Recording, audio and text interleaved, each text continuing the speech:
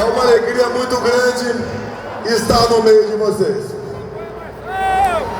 Nos enche de energia para lutar por um Brasil melhor para todos. Mas uma coisa muito importante.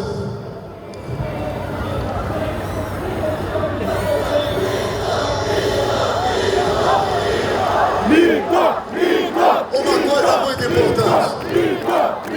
Eu me elegi presidente em 2018 numa falha do sistema. Tanto é verdade que a minha eleição foi investigada pela Polícia Federal no inquérito aberto pelo Tribunal Superior Eleitoral na primeira semana de novembro de 2018.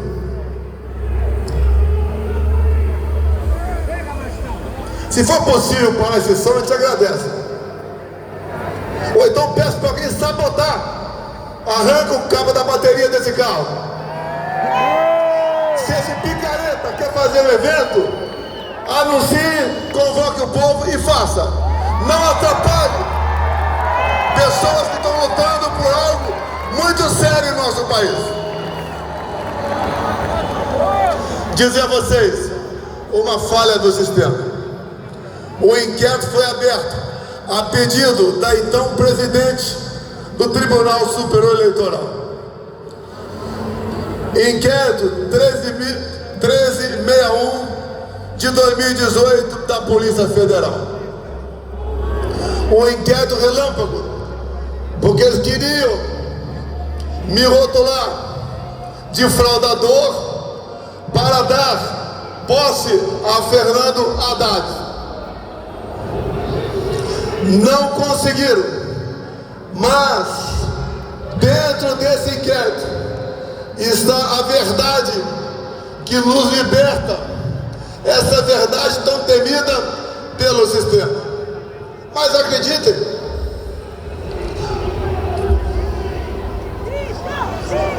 Mito! eu peço desculpa aqui, eu sou governador, mas que a PM arranque o cabo da bateria desse carro. Essa é uma atitude de canalha, vagabundo que não tem compromisso com o seu país. Quer fazer política? Vá fazer em outro lugar.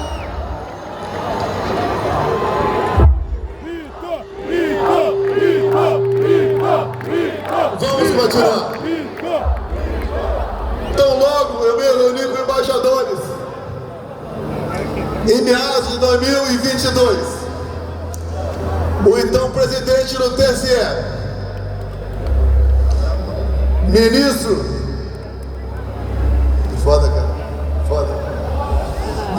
Alexandre de Moraes, pegou esse inquérito que era ostensivo e o transformou em confidencial, ou seja, o primeiro inquérito secreto de verdade.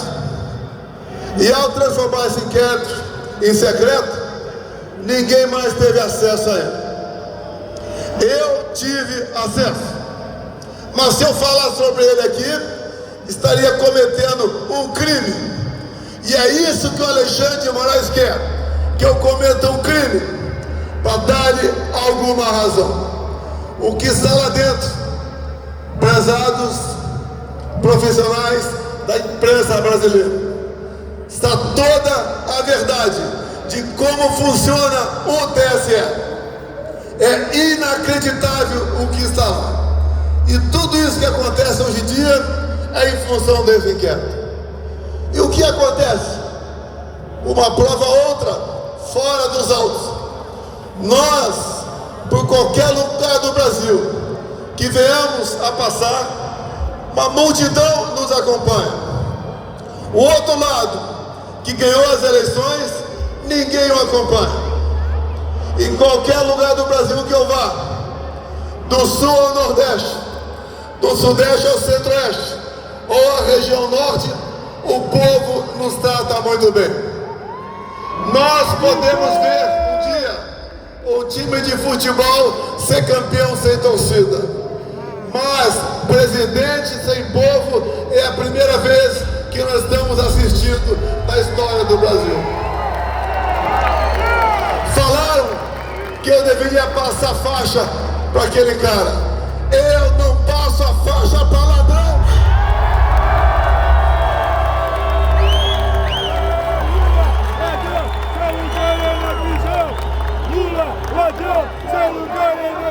Existem dois tipos de ladrões: o ladrão que rouba o nosso dinheiro, e outro, mais perverso ainda, é o que rouba o nosso futuro e a nossa liberdade. As eleições de 22, aos poucos vocês vão tomando conhecimento. Ela foi totalmente conduzida de forma parcial pelo presidente do Tribunal Superior Eleitoral, Alexandre de Moraes. Eu não podia fazer nada, não podia fazer live da minha casa, não podia mostrar as imagens do 7 de setembro, não podia associar o Lula a ditador da América do Sul, não podia mostrar a imagem dele defendendo roubo de celular para tomar uma cervejinha. E outro lado, tudo podia fazer, em especial me chamar de genocida, por própria decisão do Tribunal Superior Eleitoral. A gente não consegue entender como aquele que, segundo o TSE, perdeu as eleições e arrasta multidões, e o outro que ganhou as eleições e não consegue tomar refrigerante no botequim de qualquer lugar. Se aquela facada que eu tomei no dia 6 de setembro de 2018 por um integrante do PSOL, partido da extrema esquerda, se fosse fatal, Haddad seria presidente da República e eu teria sido enterrado como mandante da morte de Marielle Franco. Essa verdade eles não querem. E na verdade, quando eles falam e fazem gestões para controlar a mídia, eles não querem censurar desinformação, discurso de ódio ou fake news. Eles querem censurar a verdade. Eles não querem que o nosso povo tome conhecimento da verdade de fato. Em meados de 22, fizeram uma cartinha, a cartinha em defesa da democracia. Intelectuais, conhecidos todos nós, artistas e Lula da Silva assinou a cartinha em defesa da democracia. Lula da Silva, todo mundo sabe, o seu passado ao lado de ditaduras do mundo todo, bem como quando ele criou o Foro de São Paulo em 1990, criou ao lado de Fidel Castro e das Farc, as Forças Armadas Revolucionárias da Colômbia. Não se podia esperar outra coisa desse atual chefe de Estado que está aí. Repito, ontem voltei à cena do crime, porque lá em Juiz de Fora, onde ele veio aquela facada, e eu dei graças a Deus por ele, o nosso pai, me ter dado uma segunda vida e não deixado que a minha filha Laura ficasse órfã com 7 anos de idade. Sobrevivemos, vencemos eleições, montamos um ministério nunca visto na história do Brasil, porque eu não aceitei indicações do Parlamento Brasileiro, geralmente indicações para sugar o Estado em causa própria.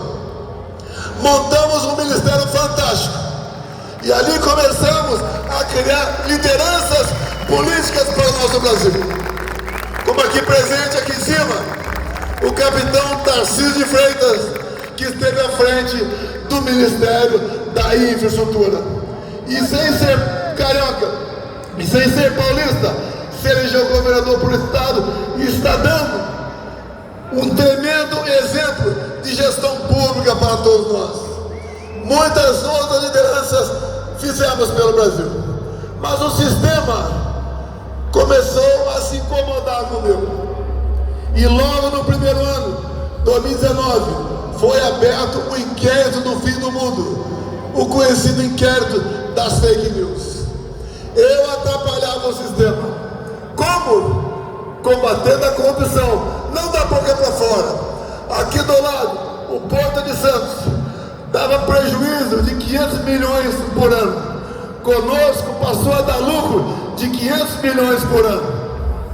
Para onde ia essa grana? 1 bilhão por ano para o bolso de políticos e de gente integrante no sistema. Se um dia vocês souberem quem mandava em Itaipu Nacional, vocês vão cair para trás. Lá era o filé da corrupção, porque na Itaipu Nacional não era permitido a auditagem pelo TCU. Só com que nós evitamos com fraudes, com corrupção, fizemos obras fantásticas na região ali do oeste de Paraná. Alongamos a pista em 600 metros do aeroporto de Foz do Iguaçu. Começamos e concluímos a segunda ponte com o Paraguai. Começamos a terceira ponte com o Paraguai. E tantas outras obras de infraestrutura para mais de 50 municípios. A gente estava atrapalhando o sistema. Não tinham mais como roubar o nosso Brasil. As estatais passaram a dar lucro. Mas eles tinham que armar a minha saída de lá. Se hoje eu sou o ex mais amado no Brasil, esse divórcio não foi feito pelo povo. Foi feito por parte desse sistema que trabalhou 4 anos contra a minha pessoa. Não tinha semana que ele não era fustigado por uma sentença judicial atrapalhando o nosso governo. Nós vencemos tudo isso. Vencemos a pandemia. Vencemos uma guerra lá fora. O Brasil começou a entrar no rumo e fez uma coisa que ninguém nunca fez no Brasil. Nós zeramos ou reduzimos a carga tributária de milhares de produtos, entre eles os combustíveis, entre outros o fim do DPVAT, entre outros a diminuição em 30% do IPI de mais de 4 mil produtos. E acreditem, quanto mais nós diminuímos ou zerávamos impostos, mais o Brasil arrecadava. Isso impotolava o sistema, porque na verdade eles não estavam roubando mais. Se uniram e começaram o velho discurso que eu queria dar um golpe de Estado.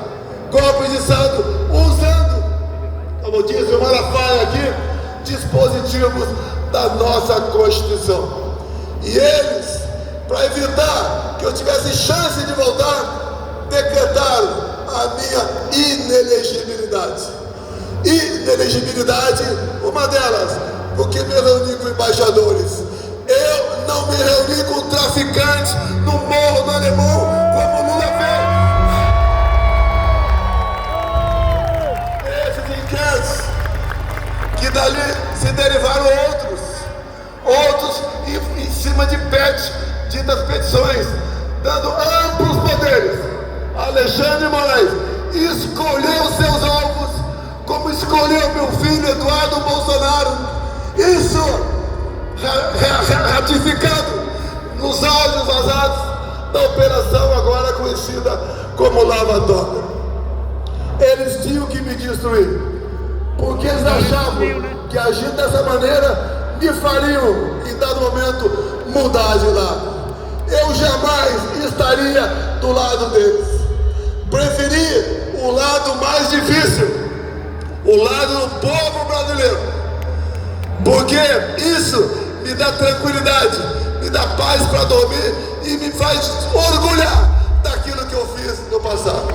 E se vocês hoje estão aqui, é porque vocês corroboram com o que eu estou falando.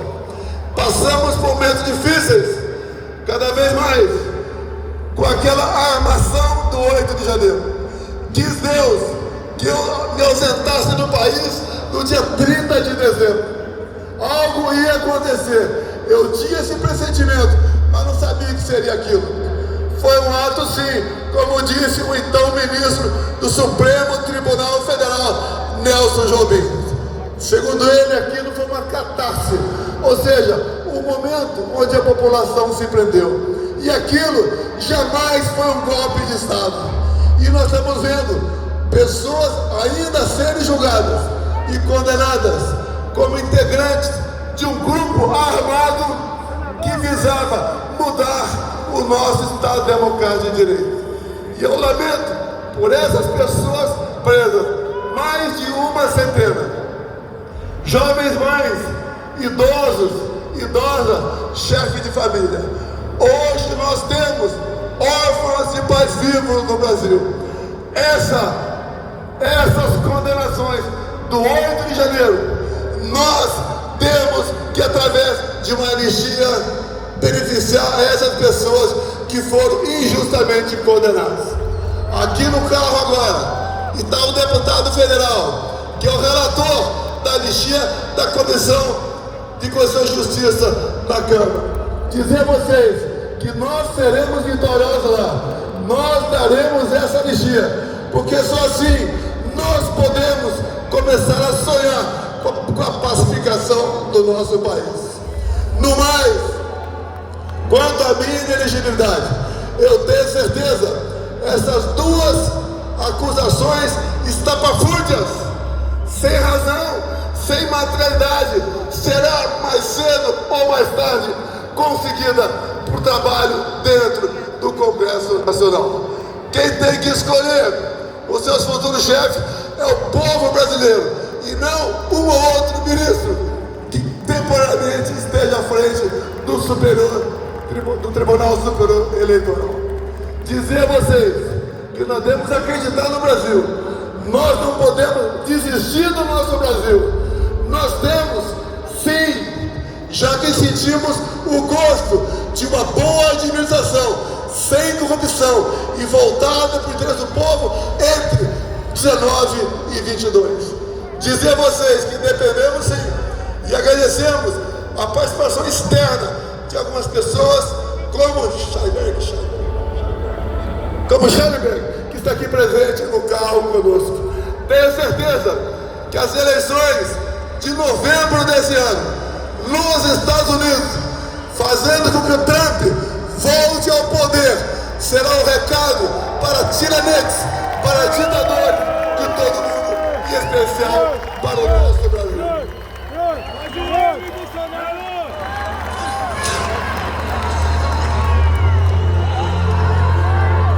Não existe satisfação melhor do que ser bem recebido por todos vocês. Dizer a vocês que isso faz com que nós, políticos de hoje, sejamos diferentes do político de ontem. Até pouco tempo, todos os políticos eram tidos como iguais. Mostramos ao longo dos nossos 4 anos que nós não somos todos iguais. Ao longo do meu mandato, indo para o encerramento, nós voltamos a acreditar no nosso país. Voltamos a conhecer o que é cada poder da República, o que é o poder executivo, o que é o poder legislativo e o que é o Supremo Tribunal Federal. Dizer a vocês que voltamos a vestir o verde e amarelo com orgulho, a cantar o hino nacional com emoção, a dar valor à nossa família, a conhecer realmente quais são as potencialidades do nosso Brasil. Dizer a vocês que, enquanto presidente, tive um relacionamento o melhor possível com as grandes democracias do mundo, coisa que acontece exatamente o contrário nos dias de hoje, onde o atual governo se mistura, se entrega e se alia a ditaduras de todo o mundo. O nosso Brasil é um país fantástico. Ninguém tem o que nós temos. Temos tudo para sermos uma grande nação, mas devemos botar freio através dos dispositivos constitucionais naqueles que saem, que rompem o limite das 4 linhas da nossa Constituição. E eu espero que o Senado Federal bote um freio em Alexandre de Moraes, esse ditador